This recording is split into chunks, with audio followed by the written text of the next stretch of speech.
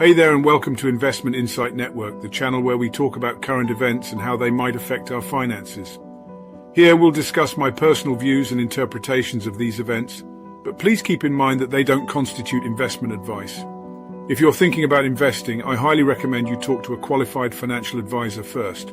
With that said, let's get started. I'm here to talk to you about the current global economic situation, summarizing it from the perspective of a retired investment banker. It's a situation that affects not only Americans but the entire world. I hope to provide a perspective from outside the USA where the reported global events aren't so skewed in my opinion. Essentially, it is the credit of the entire country United States that is at stake. In the past, the United States used government bonds and its national credit to subsidize the development of the US economy. Now that strategy is proving to be unsustainable. Everyone is selling off US bonds and dollars, the Saudi, China, Russia, even Japan. United States wingman in Asia has been dumping US bonds at a quicker pace than even China. What does that indicate? The more time goes on, the harder it becomes for the US to keep up. The current US national debt is over $31 trillion and has already hit the debt ceiling. If the current high interest rates plus current events that may be unraveling are applied, they would need to pay more than $500 billion in interest each year.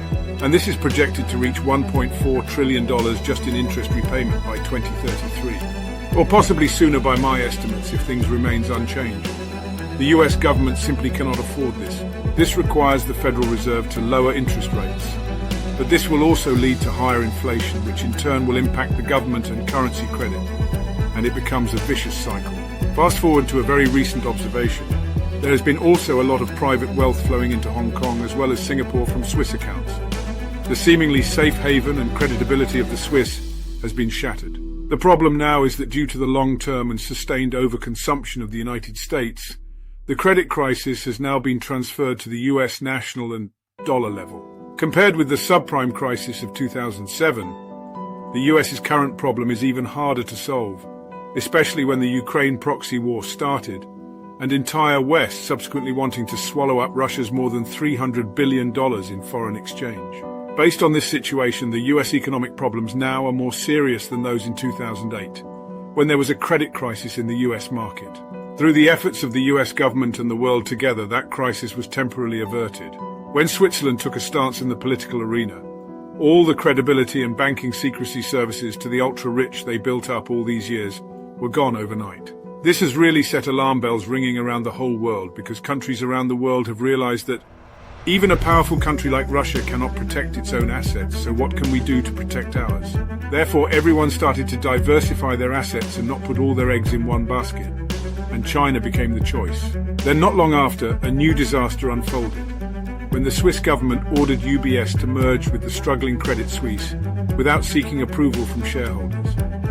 The Swiss government's decision to write off the $17 billion owed to bondholders came as a shock, especially considering that Switzerland is known for its expertise in finance. These developments accelerated the trend of wealthy individuals withdrawing their funds from Switzerland, which was once a global financial haven. I do not blame them. Would you still put your money with these fellas if it were you? Meanwhile, it appears that formal allies of the US are distancing themselves from the actions of the US government at a rapid pace. As a result, the US has shifted its attention from Ukraine and is now focusing on China.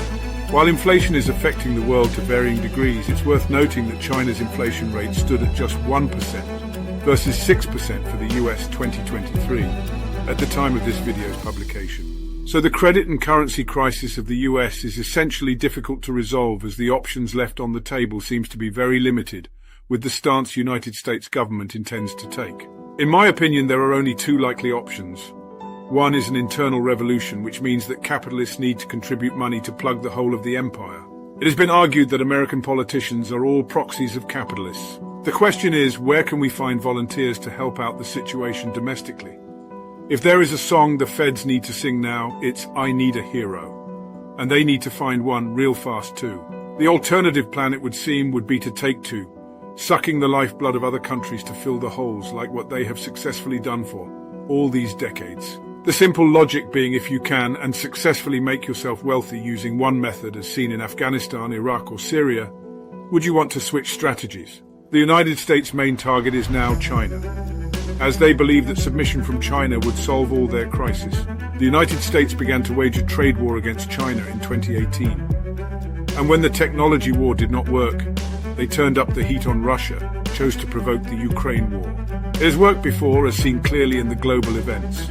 Where the US has been, turmoil would follow and resources siphoned, all in the name of keeping the global peace. The goal was to kill two birds with one stone, reducing EU's reliance from Russian resources and create a dependence with an inflated-priced natural resource supply from the US to the EU. This would thereby force an allegiance of the Euro powers to fall in line and join the march in forcing China's hand. However, this plan did not go as expected. European companies saw China as a development opportunity and a large amount of capital poured into China. In addition, the recent exodus of funds from Switzerland also did not pour into the United States as well. It went in the direction of Hong Kong and Singapore. The whole fiasco reminds me of typical adolescent high school movie, where the school population have had enough of the bully and are standing up to his bullying ways. In conclusion, the credit and currency crisis of the United States is a serious problem that requires a long-term solution. The United States needs to focus on developing its own economy, instead of trying to strong-arm others in order to bail itself out temporarily. The world needs to come together to find a solution that benefits everyone, instead of playing a zero-sum game that only leads to further conflict and instability.